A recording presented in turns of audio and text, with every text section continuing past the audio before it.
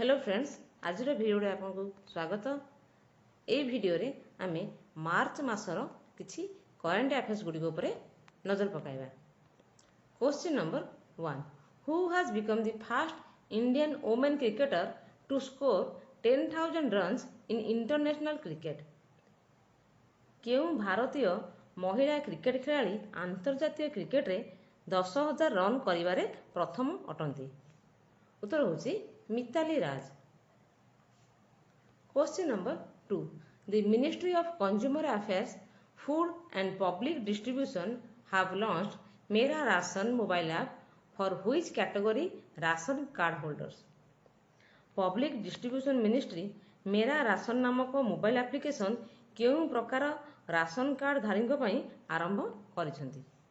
उत्तर होची माइग्रेटरी बा भ्रमणशील ration card holder मानक पाई।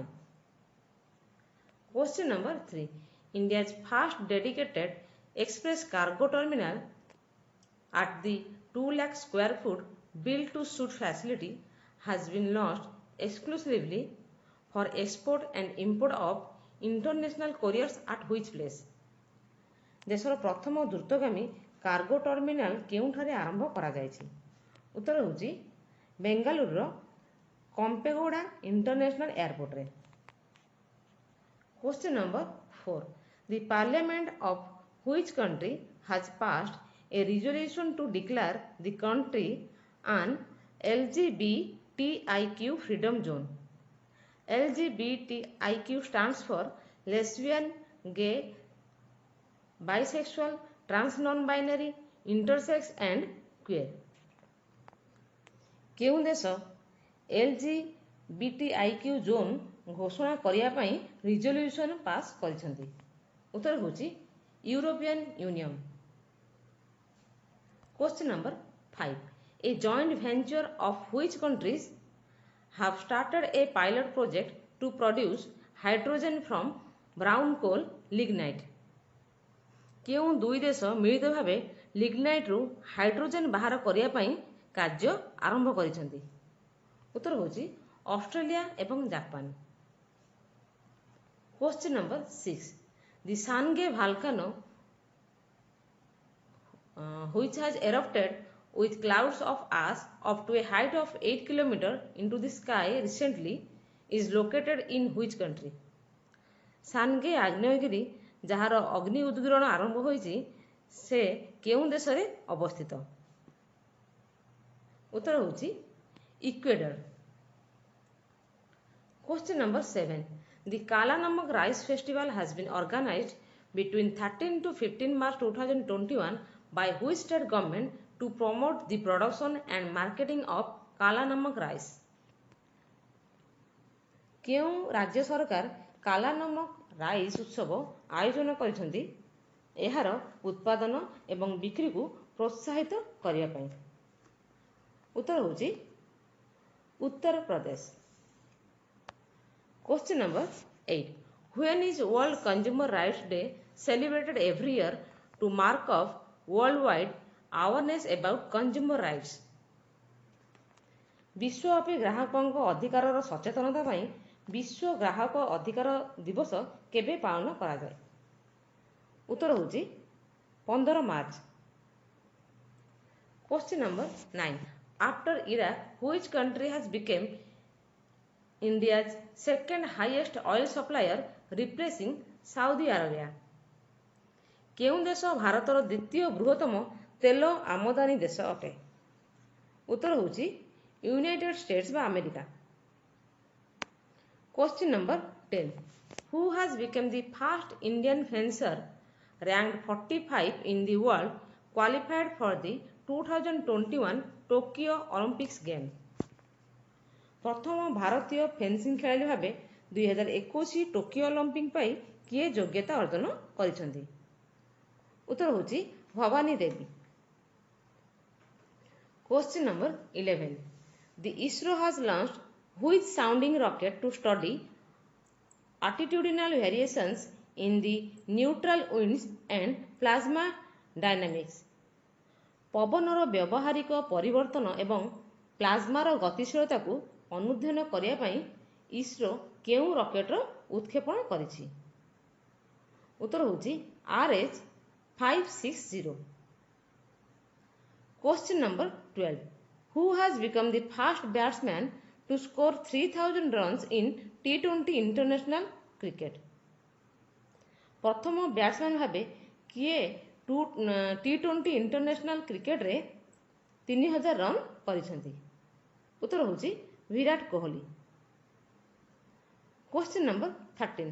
The International Cricket Council has banned two cricketers Mohammad Naveed and Simon Anwar of which country for 8 years on match fixing charges? केउं देशर दुई cricket खेलाड़ी मोहम्मद नवीद एवं Simon Anwar को ICC match fixing अभियोग रे 8 वर्ष पई बासंद करिछि? उत्तर होची UAE. Question number 14. When is National Vaccination Day or National Immunization Day observed every year? केबे जातीय टीकाकरण बा जातीय प्रतिषेधक दिवस पालन करा जाए? उत्तर होची 16 March. Question number 15. According to World Air Quality Report 2020, which city is the most polluted capital city in the world with an average annual PM2.5 concentration of 8.41 micrograms per cubic meter?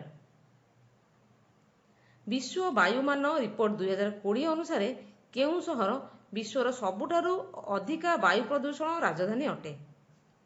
उत्तर होची दिल्ली एवं ता पछकु द्वितीय रे असंती Dhaka. Question number 16. What is India's rank in World Foreign Exchange Reserve Ranking? विश्व विदेशी विनिमय संचय बा आरक्षण सूची रे भारत केतेतम स्थान रे अछि? उत्तर होची 4th। Question number 17. Youth Affairs and Sports Minister Kiran Rijiju has announced that government will set up a winter sports institute in which place? केउंठारे शीतकालीन खेलकूद अनुष्ठान स्थापन करा जियो बोली केंद्र मंत्री किरण रिजिजू घोषणा करिसेंती? उत्तर होची Gulmarg. Question number 18. The world's largest floating solar farm will be constructed in which place for promoting renewable energy? केउंठारे विश्व सबुठारु बड़ भासमान सौर क्षेत्र तैयारी करा जिवो? उत्तर होची Singapore. Question number 19. Who has been appointed as chairman of Stop TB Partnership Board for 3 years? काहाकू stop TB partnership board रो सभापति भावे नियुक्ति करा जायछि? उत्तर होची केंद्र मंत्री Harshvardhan. Question number 20. The World Health Organization has declared which country malaria free? विश्व स्वास्थ्य संगठन केउं देश को मलेरिया मुक्त घोषणा करिसेंती? उत्तर होची El Salvador. Question number 21. Who has won gold medal in women's 100-meter race in Federation Cup Senior National Athletics Championship beating national record holder sprinter Dutee Chand? किए federation cup senior national athletics championship रे महिला 100 metre race रे स्वर्ण जीतछंती? उत्तर होची S Dhanlaxmi.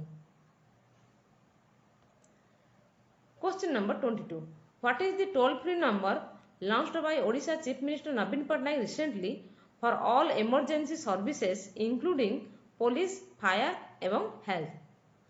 Police अग्नि निरापत्ता तथा स्वास्थ्य संबंधी जरूरी सेवा पाई ओडिशा मुख्यमंत्री नवीन पट्टनायक सद्य आरंभ करिथिबा निशुल्क फोन नंबरटी कौन अटे? उत्तर होची 112 बा 112।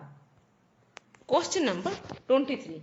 Which cricket museum has been declared as world's largest cricket museum in terms of collection of cricket related items? केउं क्रिकेट संग्रहालय को विश्वर सबुठारु बड़ क्रिकेट संग्रहालय भावे घोषणा करा जायछि। उत्तर होछि Pune's blades of glory cricket museum. Question number 24 Russia has launched one of the world's largest underwater space telescope in which lake to observe neutrinos, the smallest particles known today। क्षुद्रतम कणिका न्यूट्रिनो को जानिबा पई रूस केउ ह्रदरे बृहत्काय महाकाश टेलीस्कोप उत्क्षेपण करिछि। उत्तर होछि lake Baikal. Question number 25 Recently, which country has joined India's Coalition for Disaster Resilient Infrastructure Initiative? केउं देश भारतर coalition for disaster resilience infrastructure रे जोग देइछि? उत्तर होछि यूरोपियन यूनियन। धन्यवाद बंधुगण। जदि आपनको वीडियोटी भल लागिछि तेबे अन्य मानक सहित शेयर करंतु एवं एहाकू लाइक कमेंट एवं सब्सक्राइब करिया परि न भूलंती। धन्यवाद।